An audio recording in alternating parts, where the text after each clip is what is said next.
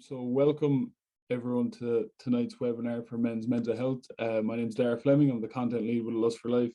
And joining me tonight is Dr. Colman Noctor and Cormac Ryan. We're going to have a talk about mental health under the theme of how we can improve the way we look at mental health to support young boys, adolescents, and young men to create a world where if they are struggling, they don't feel like they can't talk about it. So thanks a million for joining me tonight, lads. It's an absolute privilege to have you here. And I know you're both busy, so it really means a lot to everyone at Lust for Life. So just to kick off, if we could just get both of you to do a small introduction and we can get going into the conversation. So Colman, if you'd like to kick us off.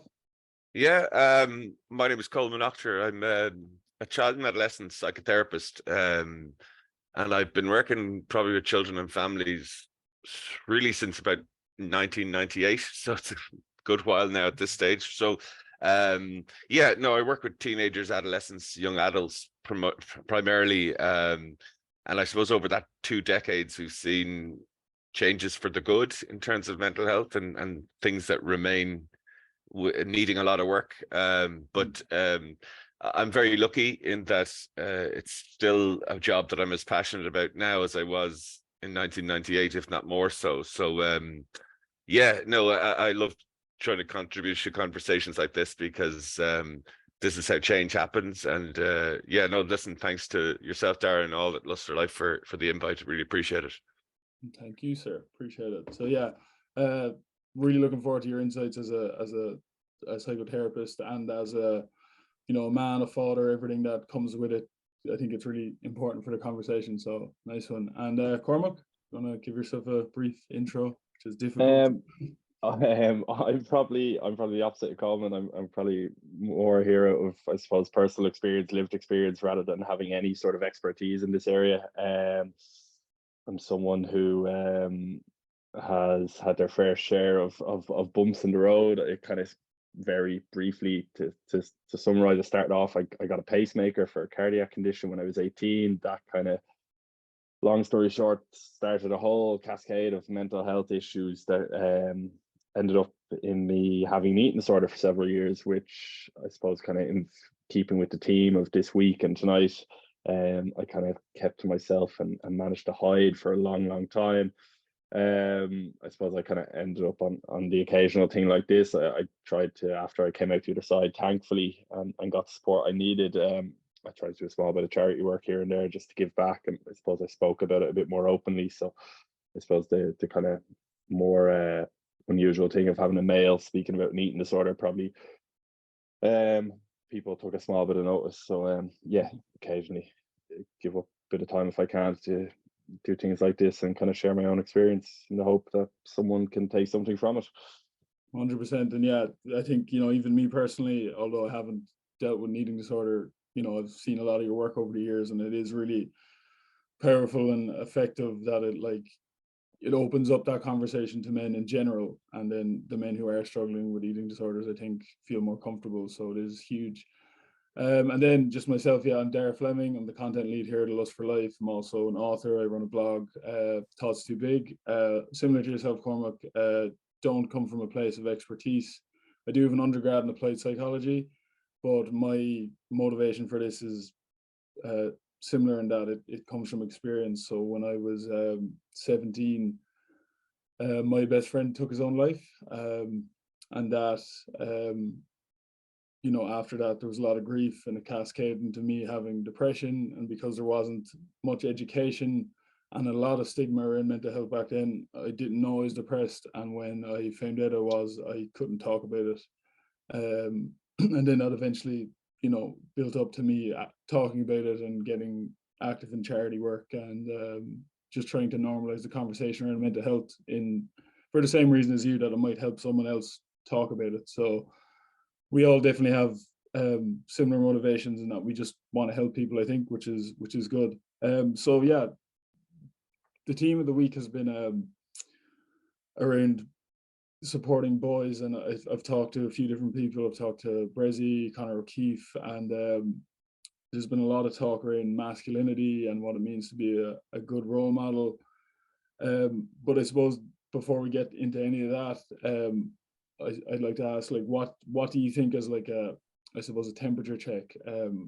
What do you think the attitudes towards men's mental health is in the age we live in now? Do you think it's getting more positive? Do you think it's not going enough in the right direction? Like, how do you feel society feels towards men and their mental health? Go Gonna ahead, take that. Coleman. All right, I'll No, go. you go for it. Yeah, no, as I say, having been in this for over 2 decades, like I can tell you that 10 years ago, we were in a very different place from the point of view of where males were within the world, but also that kind of had a knock-on effect on how, and I suppose the issue is around seeking help, right? So men are traditionally poor help seekers, right? So they're poor for saying, I need help with this. And that's not to generalize. Just because it's a stereotype doesn't mean it's not true, right? We know that it is easier to ask for help around an emotional issue if you're female than you are male. And that's just the way in which society is. There was that whole, man up, boys don't cry, there's that side of things that, and if you go back to the kind of 80s, 90s vintage, the macho, the Bruce Willis's, the Arnold Schwarzeneggers, it was the Rocky, it was all very, the machismo piece was very prominent in that. And there was no kind of role model that wasn't, robotic. Terminator is a perfect example of the kind of non-feeling superhero in some respect. And I think boys and men emulated that in terms of how they went around about their lives. But we also know that in terms of things like suicide, in terms of completed suicide, men have much higher stats in terms of that as well.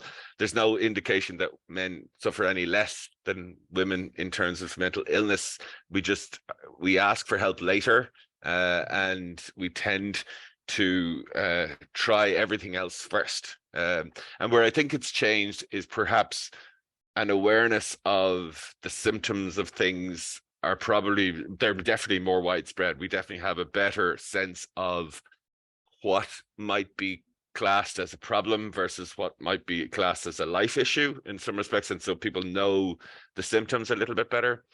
However, and I think it probably might be veering into a different conversation, when we say to somebody, talk to somebody, we don't tell them how to do that, and we don't tell them what you have to talk about, and we don't tell them what's helpful talk, and we don't tell them where they can go to talk. And we do point them in the direction of places, but given the way in which the services are, it hasn't, like, our awareness has grown, but our supply of support people hasn't. And so it's all very well saying you should talk to someone, but we need to provide the people that people can talk to. And I think that's maybe a separate issue.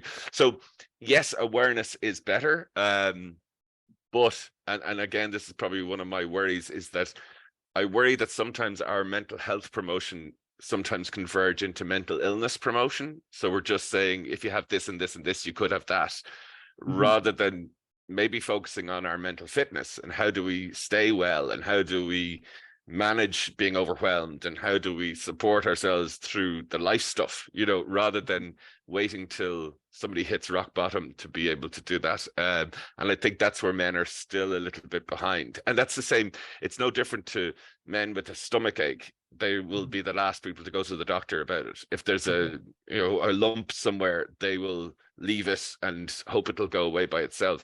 And the mental symptom is more or less the same.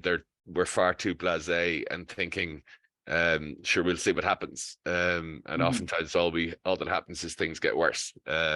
So yes, to borrow a phrase from a politician, a lot done, but a lot more to do, I think, is where I'd see it as, Yeah, 100%. And I think you're spot on there. And it's kind of a societal thing where we're very reactionary rather than preventative. So it's like, when the bad thing happens, then we'll do something. And then if men are more inclined to be later to react, then so I would imagine that, like, in the way things are, even if we were preventative, men would be slower to be preventative, but they'd still be preventative at some point if we focus on that rather than the reaction. So that is very interesting. Cormac, how do you feel about it? There was one or two things that kind of popped into my head there. I completely agree with Coleman in terms of, like, the general on the surface awareness is there, but and then what really struck me when Colman said about giving people the tools to not just deal with mental illness, but deal with life and stuff that life throws us. Like, I know myself, it took 10, 12 years, but I've gotten to a stage now where, like, the amount that I can do and the amount I can get through and stay functioning on a bad mental health day compared to 10 years ago they're worlds apart. Like, I had surgery on my knee there a few weeks ago, and I got particularly bad news regarding the state and the health of my knee joint, and was advised stop hurling football and stop running, and something like that 10 years ago would have left me in tatters. And just because of all the stuff I've been through over the years, I'm just able to kind of process these. I have my coping strategies, I know what to do. And my point is, I don't know how, it's kind of getting back to what Colman said, I don't know how you train that in people, because the only reason I've become so good and proficient at dealing with these things is just through experience of a lot of, excuse my language, shit happening. And I've learned, so I don't know, to young men out there at the moment who may or may not encounter stuff in the future, I don't know, because I don't have the expertise, how do you prepare them for that apart from experience, which is obviously something you don't necessarily want them to gain. That was one thing that came into my head, and it's just something to think about. And the other thing was, when you initially asked the question, was I do think, as Colman was saying, widespread among society. I think the whole notion of men struggling has improved dramatically. But what immediately popped into my head when you asked that question, Daragh, was there's still certain realms and certain areas of society where I think for men, I don't know if we've made any progress. Dressing rooms, sporting environments, secondary schools.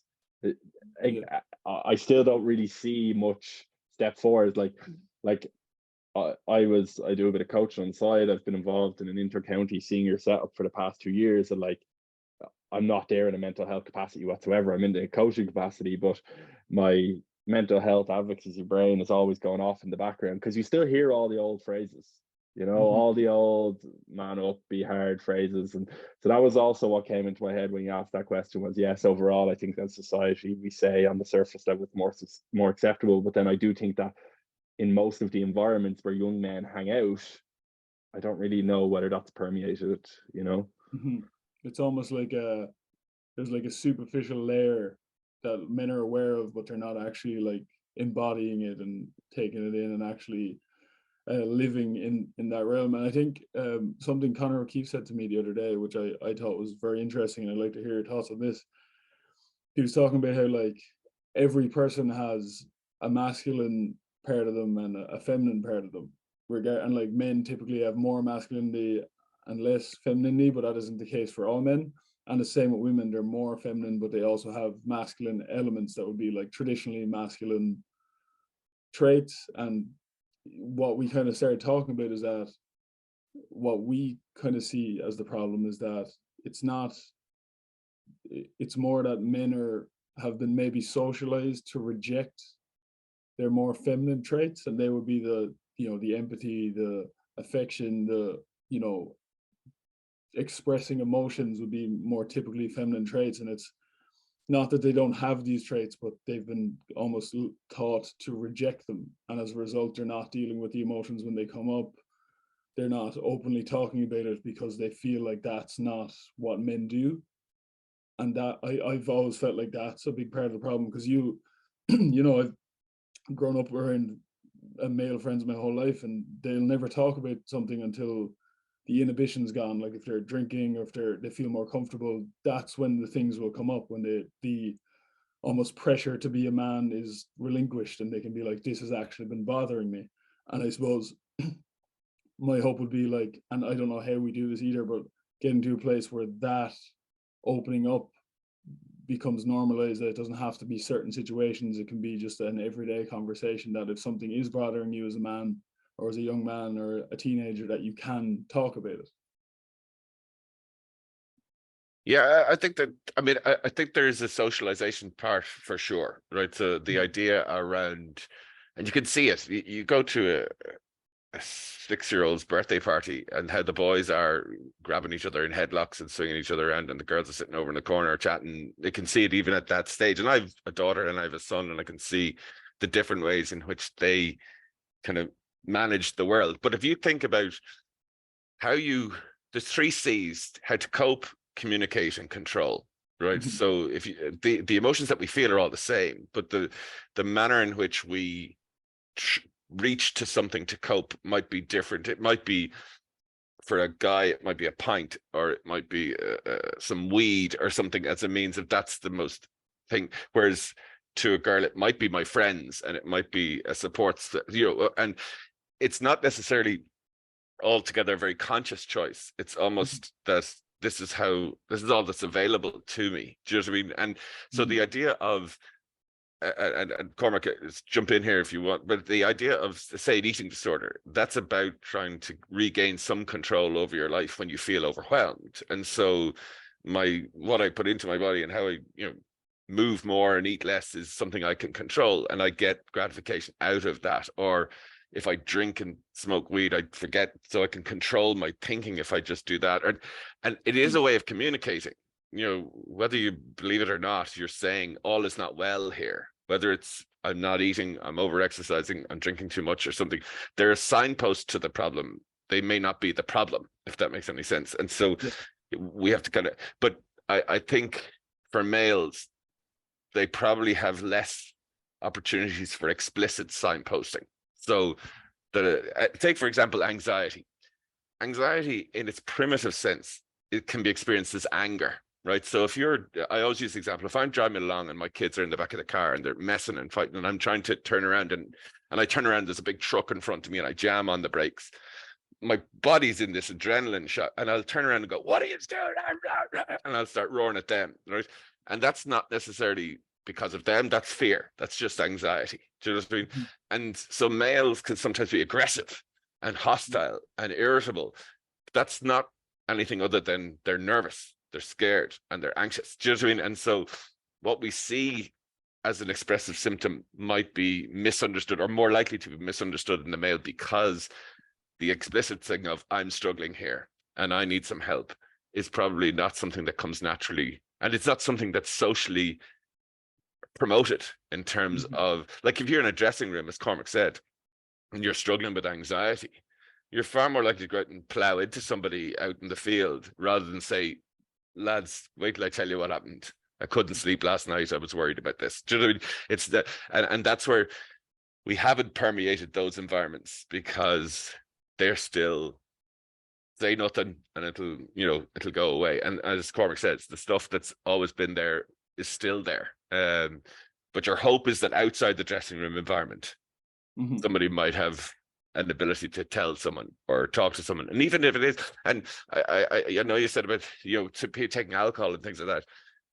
Lots of young lads that I've seen have gotten help on the basis of one night they were jarred and they said something to a friend, and the friend took it on themselves to, so I know it's not an ideal coping strategy for anything, but from the point of view of it being, allowing the inhibition to drop in order for people to see what you're really going through, sometimes that night out was probably the most important night of their lives. Do you know what I mean? From that point of view. But if we could get people to be able to do that without the alcohol, sure, that'll be a better option for sure. And it's kind of an impossible problem to solve. Like it's almost, especially in Ireland, you'd have to change the entire culture in order to make that happen, because our culture does revolve around drink quite a lot, which is a whole other webinar we could talk about. But Cormac, do you have anything to add to? No, the only thing I was really thinking there, I was kind of pondering, like, how much of that is of that kind of concept of masculine elements to us and feminine elements to us, how much of that is nature versus nurture. Because I know myself, like I had to learn to embrace those stereotypically feminine elements of expressing emotion and fear and anxiety and crying and grieving and all these different things, and talking about interacting with my body and my body image, and being afraid to put on weight or whatever it was. I had to learn how to interact with all these things and all these kind of, again, as we say, like kind of these stereotypically feminine elements. And I had to learn to do it because I had no other choice really if I wanted to get better and come out the other side. And now they're just kind of part of me. I'm like, my mates will often joke, like, now that I'm out the other side, like, I'm the sensitive one or I'm the soft one. And like, those jokes still go around even amongst my mates, even despite the fact that everything that I've been through is well out in the open. But I often wonder if it's really just, I'm pretty convinced that it's really just kind of the way we're all brought up. Not, and I don't mean brought up by our parents, I mean brought up by society and the world around us. I think very simply, if you're more encouraged from a young age to be expressive and to say it's okay to struggle, it's okay to cry, I genuinely think that would change us from the inside. I think we're all just formed because of everything that's around us, all our school environments, our team environments, our coaching environments. And which would lead me to believe that I would like to think that in generations to come, you'd have a much better sense of this, the way things are going. But it would lead me to hope that maybe in a few generations' time, it will just naturally, those masculine, feminine levels will be just a bit more evened out as society improves on that front. But and I think they are. I think the gap is less than it was 10 years ago, certainly less than it was 20 years ago. But Cormac, if I can pick up on something you said, if we could iron out this problem, this could be a legacy that we could leave behind. We need to stop comparing soft and deep as the same thing, right? Because depth is like, I work with feelings for a living, so emotions are my core business, right? I don't think that makes me more feminine or soft, but I certainly would probably have a deeper understanding of that but I'd be fairly quintessentially male. I love sport and I like mainstream movies, and there's nothing kind of cryptic crosswords are not my from the point of view, I'd be very kind of normal, if you want to put it that way. But the emotionality and the depth that I have developed over the years, and you study it and you work on it and all that sort of stuff. We need to stop seeing depth as soft. And I think because if you start, if you said something even remotely profound amongst a gang of lads, yeah, you're right. He's not being soft. He's just picked up on something that most of us are missing. Do you know what I mean? And for me, if we could remove that association between being deeper or a little bit more profound than soft, because I always say, my eldest boy kind of turned around to me at one stage and he said, "Dad, does a duck know he's a duck?" I was about 6 at the time. I was like, "Oh no, he's got this philosophical, he's going to be persecuted because he's, oh no, depth is a bad thing." In actual fact, it's not. But from the point of view of, it's that idea that, we score, we kind of dismiss or scoff at that sort of stuff, when in actual fact, and that discourages us from doing it again. Do you know what I mean? Yeah.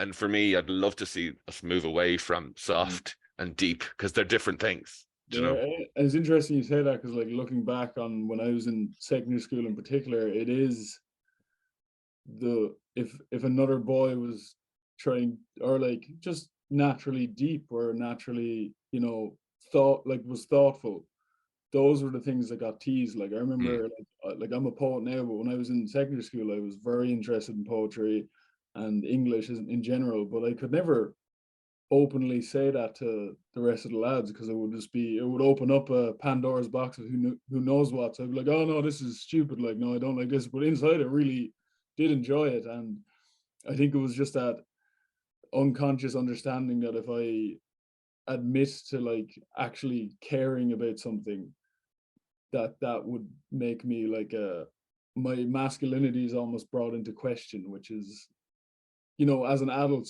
is an absolute preposterous thing to think about. Like I don't think anyone would do it at the age we're at now, but that's something teenagers have to deal with. That's like, if you're interested in something, if you care about something, you have to almost pretend like you're not, and you are very much like masking your true identity to fit in with the rest of the lads. And again, it's the depth that we're trying to create. Look deeper into this. That could be something. And we're trying to create this kind of thoughtfulness. It's really only social and emotional intelligence. That's what we're kind of talking about.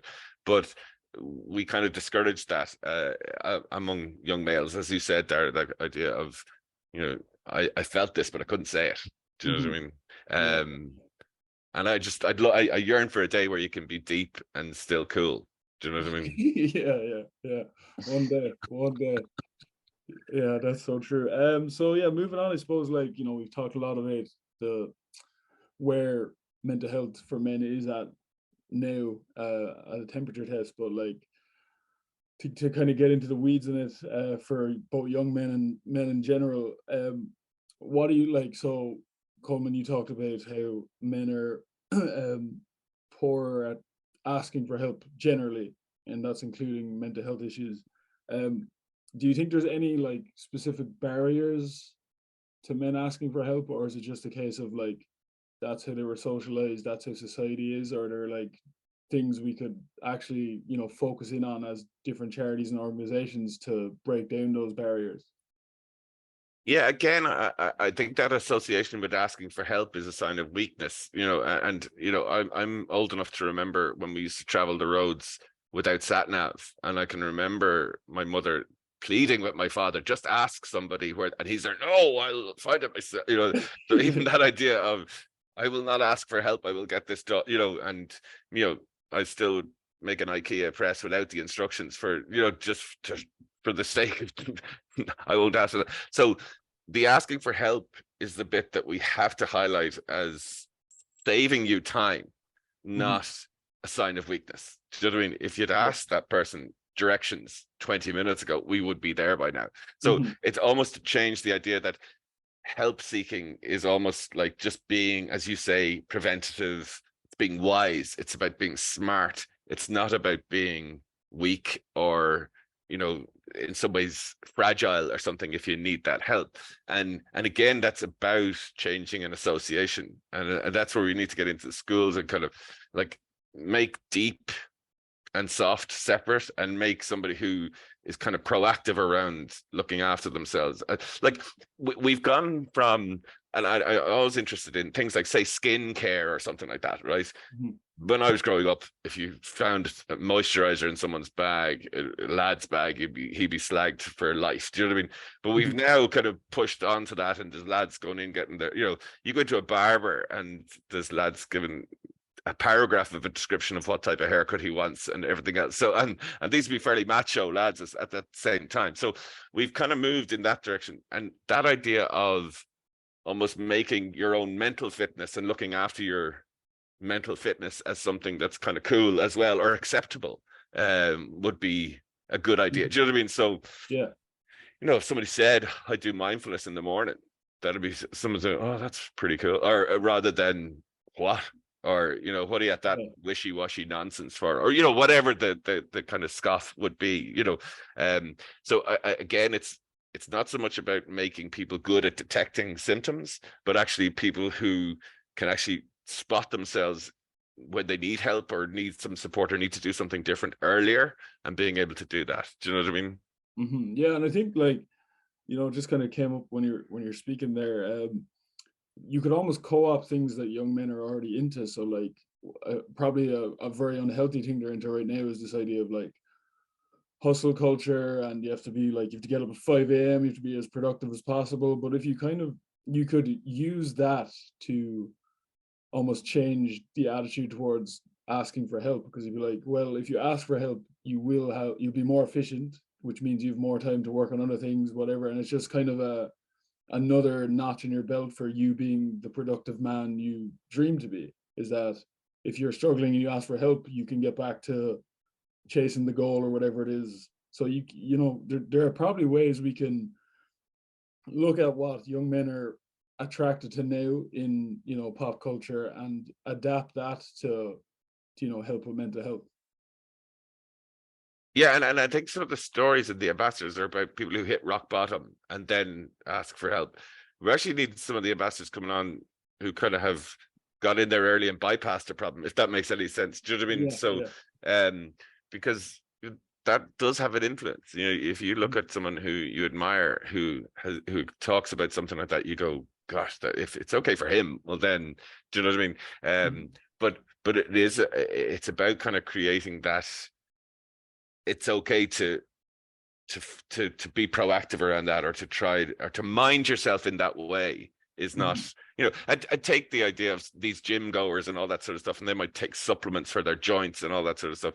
And again, that's seen probably as being very, you know, good and looking after your fitness or health or whatever the case. 20 years ago, that might have been, what, you know, you don't need that stuff, you know, steak and milk is what, you know, and again, it's kind of, if that can move in that direction, why can't the psychological and emotional bit move as well? If that, and I think it's just a little bit behind. Would you agree with that, Cormac, or what do you? Yeah, like whenever we talk about this, I always just think schools, because like I remember my own when I was in secondary school. Like I went to a pretty kind of bog standard secondary school in North Dublin, a real mix of lads, like some lads who grew up in the flats in Ballymun, some lads who were from fairly stable middle class backgrounds, like, and it was just a wish-wash. And I just remember, like, when I was 17, 18, and you're trying to grow up, you're just trying to fit in. Like, I remember me personally, I just kind of tried to keep the head down really and become the grey man, like. And but I always, since I've kind of gone back in my 20s, and I do, if I was doing a talk in a school or whatever, I always just keep thinking, if you want to get more young men to talk, I often think like school has to be the biggest opportunity, because you have 8 hours in a day for whatever 2/3 of the year where they're all clumped in together. And I always just think, like, if you could spend a little less time on geography and a little less time on history and a little less time on French and a little less time on Irish grammar or literature, and you could somehow force an hour a day into them of trying to be emotionally in tune and vulnerable amongst each other, because I often think it's the peers that hold you back. Like, at that age, you're so impressionable, but you're not as impressionable from your dad or your ma or your older brother. You're impressionable from those around you. And I often just think at 15, 16, 17, 18, if we could really, I think the Department of Health could save, and the HRC could save a whole raft of problems 10 years down the line that they probably couldn't even quantify, if them and the Department of Education really, and a whole kind of a change in how we think about education, really tried to get in and say, okay, how can we encourage all these people to be vulnerable with each other and be vulnerable amongst their peers, and can we really target trying to really kind of, I suppose, as you said, preventing these things further down the line. So like, it's always, whenever that type of thing comes up, how do we get young men talking? I always just think schools, like, it's 8 hours a day, 2/3 of the year, 5 days a week, they're amongst their peers. It's the perfect opportunity to really kind of get a culture change within society. For me, it's just one that's been missed. And again, maybe it's because of my own experience, because I've had various struggles in my time, and I found being a teenager really hard. I just think it's an opportunity being lost, really.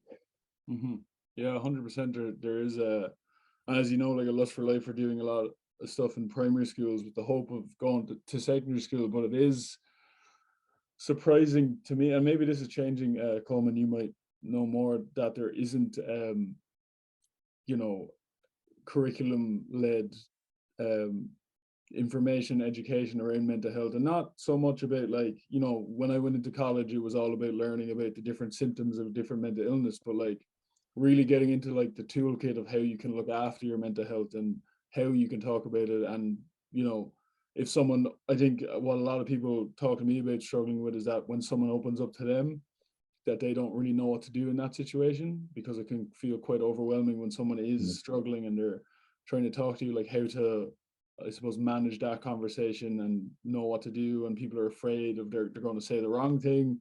And it would be great if we could get, like, from a young age, that type of messaging becomes regular, and then when those conversations do come up, they're not completely alien to young men and young women, that they're just like, oh, we have, you know, an awareness of these conversations. Because as I said, before my friend took his own life, I didn't have no idea what mental health was. Like, that was my introduction to mental health, and I was like, what is this? Whereas if it was every now and then brought up, mental health, we're going to talk about how to talk about your emotions every now and then, maybe that would have prepared me better to deal with the challenges I faced afterwards.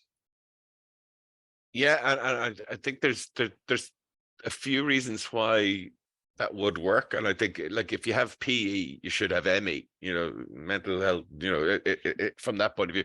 But and I'll tell you, it's interesting. I speak to a lot of schools about this, and again, I'm talking to my own generation here. Oftentimes parents can be a problem there, because they're kind of saying, well, if you're bringing that into the curriculum, or if there's less geography or less history, what will they do when the leaving cert points comes around? You know, or is there anything in this that's going to contribute to their education? And we see education as purely this academic journey to third level or to college. And it's funny, because like I remember saying that in primary schools, I'd love to have brought out something called the boredom class, where just for 40 minutes they do nothing, you know, and the teacher said, lovely idea, but we'd have a queue of parents saying, what? You know, that's an hour of the curriculum time that they're falling behind, or they're, you know, and all that sort of stuff. So the idea of then to get around that, you're kind of going, well, we'll offer leaving cert points for well-being. And then we're kind of, you know, you have a situation where my daughter's sitting at home at 9 years of age, crying, doing her well-being homework, going, name 3 things that make me happy. You know, it's something that's, you know, and so we got to get it right and not kind of counter it a little bit. But if we saw mental health as an investment, not a chore, do you know what I mean? And the idea of, you know, trying to see that this kind of prevention stuff does pay off. You know, it's so hard not, because you don't see, and this is ministerially, this is why it's a problem, because if you make a mental health change, it's 5 years down the line that you'll see, and most of those politicians making those changes are not going to be there in 5 years' time, and they kind of want something that's going to have this quick hit, you know, let's do this and have that. That's not how this is going to work. This is a cultural change that has to that will take time to do, but it has to be invested in. And where we invest in all these things like, oh, I'm going to send you to music lessons because it'll get you points. I'm going to send you to a Gale school because you'll get extra thing, or I'll get you. We don't see any benefit or draw or incentive with mental health. There's no payoff for it, you know, in terms of, you know, even take kids to sport. You're going to go, you're going to be a Premiership footballer and be my pension, or, you know, and if you look at any underage GAA or whatever the case may be, the competitiveness is parents, it's not kids. Do you know what I mean? So if we can get parents to buy in, you know, buy into the investment, get the parents to buy into the investment, then we might have a chance, you know, within the school system. But as long as we see school as a kind of a manufacturing academic institution where we generate points, then we'll miss the boat, in my view, do you know? Yeah, like it's you don't want to get to a point where you're almost making mental health education like kind of capitalist. If you do this right, you get loads of points, and then the points completely missed. It's like, well, I'm just doing this class well to 100%. But yeah, no, it is very interesting, and like, you know, the point you made, and I think this is true for mental health in general, like, and it's a kind of an analogy I use a lot, where like, if you want to get in very good physical shape, you're not going to do one workout today and see the results immediately. It is very much like consistency, time, effort, discipline, all that stuff, and then eventually you'll be in the shape that you might want to be in. And I feel like mental health, like wellness of mental health well-being, is very much the same. Like it isn't like, oh, well, if I do mindfulness one day, then my mental health will be perfect. It is showing up every day and doing things for your mental health every day. And I don't really think that messaging, because I do a lot of talks around this, and like I talk about a very simple thing called a mental health routine, which is like things you can do every day that benefit your mental health, and if you do them consistently, you'll see the results. And it's not groundbreaking information, but at the same time, the people I talk to haven't really heard mental health talked about in this way. And I think it's just the messaging for young people is lacking, that like you should really treat your mental health the same way you treat your physical health. Like if you want to be in shape, then you have to work at it. And I think mental health, not, you know, mirror image, but there's a lot of similarities on it. If you want to keep your well-being, you have to work on keeping it. 100%. Yeah, 100% agree with that. And I think that again, it's a hard sell. The 6-pack abs in 5 weeks is kind of a bit more clickable than, you know, consistency wins over intensity. Do you know what I mean? I use the example of brushing your teeth. You could brush it for 2 hours tonight. You'll still have to brush them in the morning. Do you know what I mean? Yeah. But again, in a world that we look for quick wins, mental health probably that's not where you're going to get that. It's hard yards, and again that's why the fitness word fits, because you don't get fit in a week. You do it over time. Do you know? Yeah, 100%. So we have about 5-10 minutes left. So what I wanted to just talk about before we go, and I think this is a big factor in all of our lives, but in particular for young people, is the role of social media and how it affects mental health. And Cormac, you can probably talk to this, that it really plays a role in people developing eating disorders in today's world. But do you think that that social media can play a positive role, or is it just doing kind of more harm than good? And how do we, I suppose, if we can use social media to help young people to have better well-being? I probably give a take that a lot of people don't expect whenever I get asked this question. I actually think social media is an incredibly powerful tool for good if harnessed correctly. Again, I haven't been someone with an eating disorder. That area in particular, social media and Instagram can be particularly harmful and can particularly add to the levels of distress and the way and the amount of behaviors you engage in. However, I've also seen the flip side where I've tried to harness social media in a really positive way, and I've seen the impact that's come from it. And I think it's a really, really powerful tool. It's like we all kind of live with our heads in our phones, which is a terrible thing to say, but in reality we do. And the kids now who are 13 to 18 to 21, they've grown up with this. Like, at least I always say to the lads, thank God I didn't have Snapchat or Instagram when I was doing my leaving cert, or when I was 18, or when I was really developing.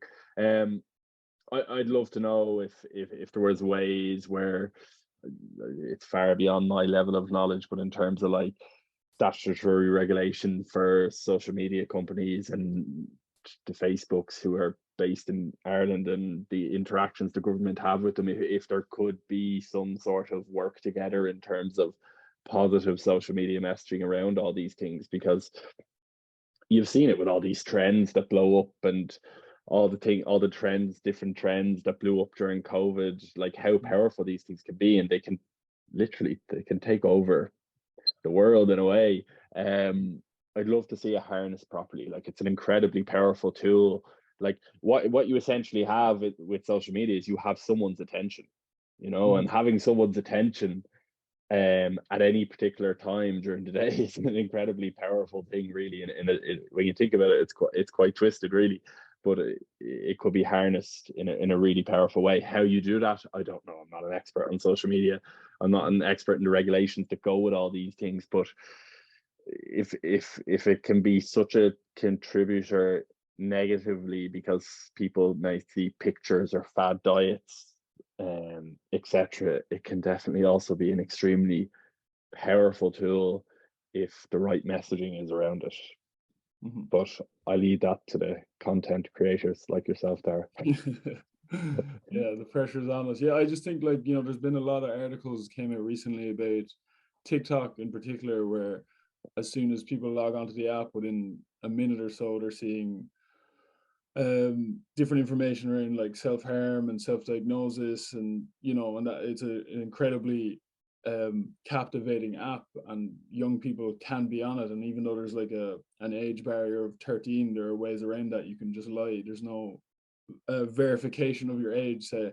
So I think 100% agree with you that social media can be used positively, but the algorithms feed off negative things more than positive things. Like, for example, if I tweet something that's positive versus if I tweet something that's complaining or giving out about something, the engagement is night and day. It's very much like the algorithm feeds off the negative. So, and then when it comes to young men in particular, like, my fear has always been around if there's vulnerable young men on these platforms, and they come in and they see different things about like men being horrible, hate all men, all this kind of like, you know, just men bashing information that comes on Twitter in particular, how that affects their mental health, that they start to feel ashamed of for just being a man, just being born a man, and then all of a sudden they have to deal with this great weight of the world that, like, some men are problematic, and you have to take that onto you, even though you've nothing to do with it, in a sense. Yeah, I agree with both what you've said. I mean, again, while I think the ideology around regulation is absolutely where we should go, I think the unregulated nature of it is its secret sauce. You know, I think if you and the companies know that if they make it, if you are able to stop content going up, then the internet loses its magic. You know, it's the appeal of it is its unyieldingness of it, if that makes any sense. And they've tried like little walled garden social networks for smaller children, and they give it up after a day or two, because it's the fact that it's an adult free space that they can do that sort of stuff kind of is the attraction. But the issue around, it's not bad technology, it's bad usage, and that's where you're absolutely right, Cormac. There's ways in which we could do this better. We're still in our infancy in terms of our relationship with technology. The iPhone baby is only 14 this year, right? So from the point of view of, if you think about it, we're still, and so it's a very immature relationship we have with it. Do you know what I mean? And a social media is just a platform in a town hall with a mic. It's who's behind the mic and what are they saying. That's the issue, and what mics are you listening to? But I take your point, Daragh, around males and the idea of, and there are groups out there who are, I think, kind of targeting vulnerable young men and saying, you know, the feminists are taking over the world, you're going to be left behind, you need to, you know, almost stand up for yourself. Exactly. And that's the darker side of the platforms that you don't want people kind of gravitating to. Do you know what I mean? And we live in a really extreme world of left and right, you know, so, you know, you're woke and you're, you know, narrow-minded and you're this, and you have to pick a side, and which side are you on, and you can't sit in the fence and you can't be in the middle, and you can't, you know, and this idea, and I think young people are feeling under huge pressure to pick a side, you know, am I this or am I that? And there's a whole part in the middle there that doesn't exist in that world. Do you know what I mean? That, you know, and the middle is forgotten. And I think that's where we need to bring in a conversation that actually the middle is okay. You know, to not have an extreme view on, like, can I be pro-climate and still eat a burger? Yes, you can, you know, but online they wouldn't. That's no, you have to eat a burger, you know, that, and that's not how the world is. But I think young people who are growing up in that world believe that that's how they have to be, and that creates huge pressure on people to be, you know, extremes, when in actual fact that's completely against what mental fitness is, which is in the middle. And especially, like, I've found this fascinating that, like, we've evolved into a world where we're getting rid of a lot of binaries, which is fantastic, like the spectrums of neurodivergency, spectrums of gender, and people can be more nuanced in how they show up in the world.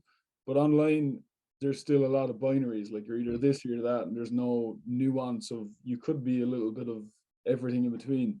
So I've always found that really fascinating, that there's that juxtaposition with the where we are socially versus where we are socially online seem to be very different. But so we're lads, can I Daragh, sorry, can I just ask Colman one thing?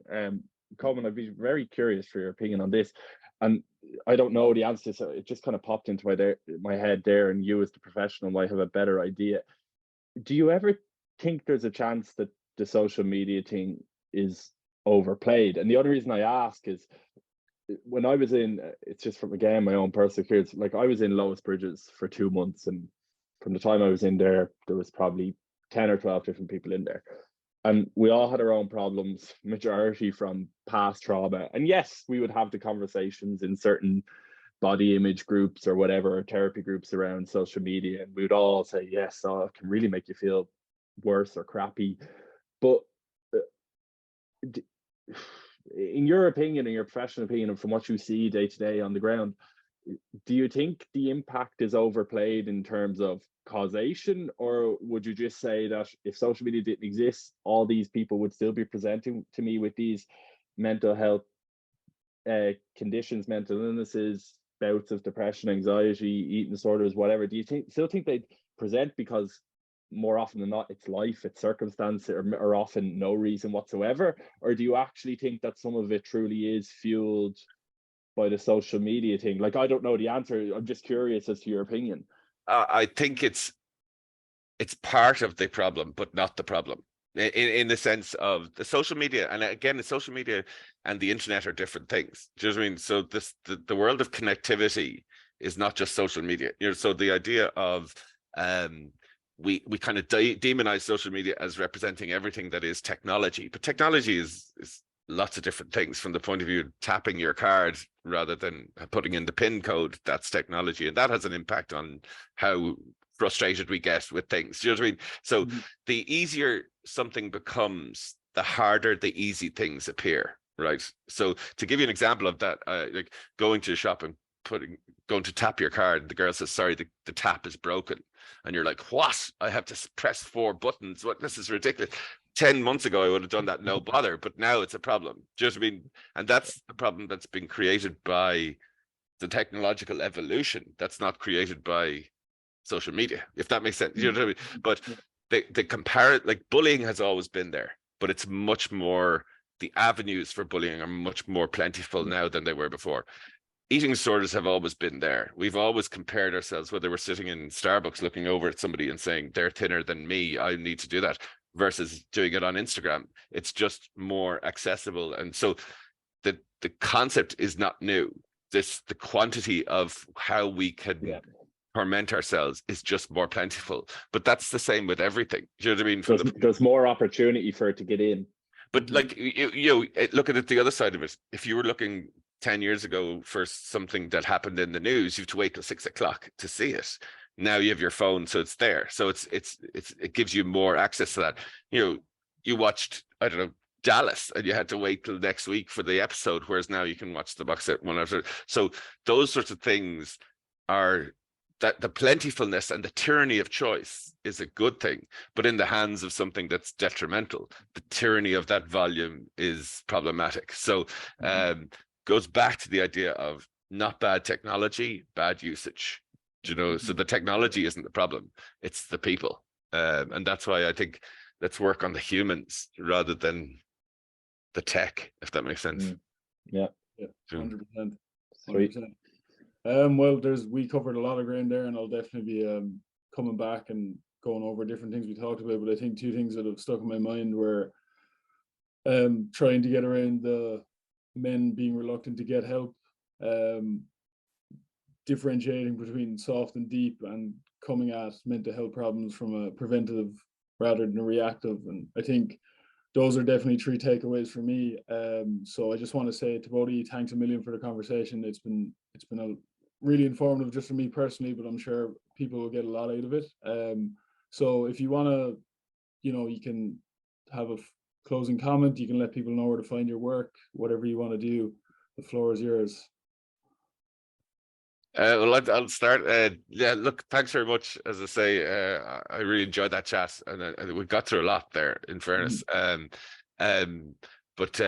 yeah, if I can plug my book, I'm going to make an opportunity to do that. I have a new book called The 4 to 7 Zone, which is about achieving balance in your life. And it's kind of in themes with a lot of the things we talked about this evening, but might be worth a look. And it's coming out in audiobook soon as well. So oh yes, are you doing the audio? No, apparently my voice isn't eloquent enough at some point. But fair enough. But thanks a million, Daragh. Appreciate it. No problem. And Cormac? No, just fair play. I think it's a great idea, and a great kind of concept for the week, and I think the work you're all doing there is really, really important. And yeah, I think I definitely need to get a copy of Colman's book, because my life has been nothing balanced, and it's been a lot of extremes. So I think you're doing a lot of cycling, man. You're doing a lot of cycling. A lot of extremes. So yeah, I'll be picking up a copy of that and trying to get back into the 4 to 7 zone, I think. Happy days. Well, lads, thanks. Have a great weekend and enjoy the weather. I'm sure we'll be in touch again soon, but thanks a million for tonight and take care. Thanks a million, Cheers, boys. lads. All the Take best. care. Cheerio. All the Bye best. bye bye bye Bye-bye. bye.